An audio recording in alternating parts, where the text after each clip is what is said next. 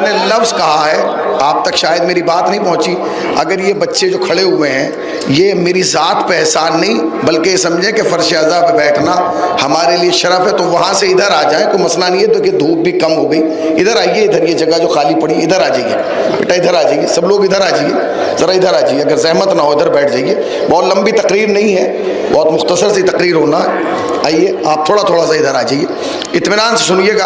امام حسین علیہ السلام نے پوری دنیا کو اپنی طرف متوجہ کیا ہے، پوری دنیا کو اس وقت اپنی طرف متوجہ کیا ہے.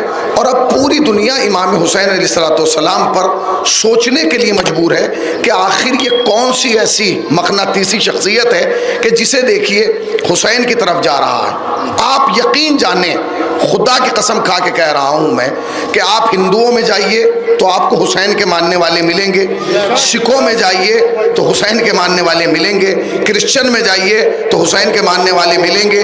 جس طبقے میں جائیے آپ کو حسین کا ماننے والا ملے گا. پورے مجمع کی توجہ جو یہاں بیٹھے ہیں وہ بھی جو جہاں سن رہا ہے اس کی توجہ چاہتے ہوئے پہلا جملہ تقریر کا صرف کر رہا ہوں کہ یہ حسین کا شرف ہے اور یہ حسین کی محبت ہے کہ حسین کا چاہنے والا آپ کو دنیا کی ہر قوم، ہر مذہب، ہر مکتب میں ملے گا.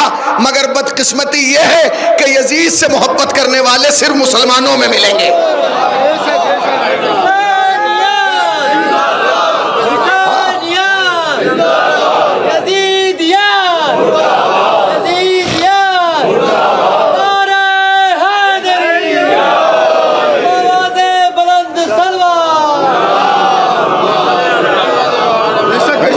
شہوار بھائی ادھر آ جائیے، آرام سے اطمینان سے بیٹھیے، سکون سے، ٹھیک ہے نا.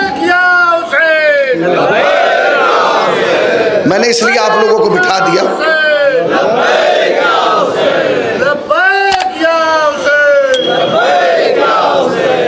میں نے آپ لوگوں کو اس لیے بٹھا دیا تاکہ آپ یہ سمجھ لیں کہ مجھے جلدی جلدی تقریر نہیں کرنا، اطمینان سے کرنا، ٹھیک ہے نا. آپ کھڑے رہیں گے تو پریشان ہوں گے کہ مولانا اتنی جلدی اتنی دیر تک کیوں کر رہے ہیں. تو سکون سے بیٹھ جائیں، اطمینان سے. دھوپ بھی تھوڑی کم ہو گئی تو بات آپ تک پہنچ جائے گی. تو یہ کمال ہے کہ امام حسین سے محبت کرنے والا دنیا کی ہر قوم، ہر طبقے، ہر فکر، ہر علاقے، ہر محلے، ہر شہر میں مل جائے گا. مگر یزید سے محبت کرنے والے کہاں ملیں گے؟ آج تک کوئی ہندو آپ کو یزید کی بات کرتا ہوا نہیں ملا ہوگا. مگر آپ سوشل میڈیا پہ دیکھیے اب کتنے لوگ یزید کی طرفداری میں نکل آ گئے. ایسا نہیں ہے کہ سب یزید کی طرفداری کریں، نہیں. امام حسین آج بھی اگر دیکھا جائے تو پرسنٹیج نکالی جائے تو حسین سے محبت کرنے والے زیادہ ہیں مسلمانوں میں، اور یزید سے محبت کرنے والے کم ہیں. ایک گجرات میں ایک شہر ہے جسے احمد آباد کہا جاتا ہے. 3 سال پہلے ہم احمد آباد گئے عشرہ پڑھنے کے لیے، تو وہاں رجسٹرڈ 122 تعزیے نکالے گئے. کتنے؟ 122. اور تعزیے ایسے نہیں جیسے ہمارے یہاں نکلتے ہیں چھوٹے، بڑے بڑے تعزیے. اور باقاعدہ اس کا اہتمام جو ہے وہ پرشاسن نے کیا.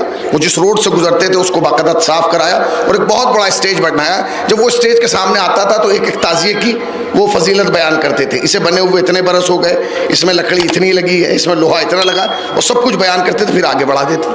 اب یہ سمجھیے کہ جب وہ 122 تعزیے نکل گئے تو اس کے بعد جو وہ اناؤنسر تھا اس نے جو جملہ کہا وہ سنیے بھائی.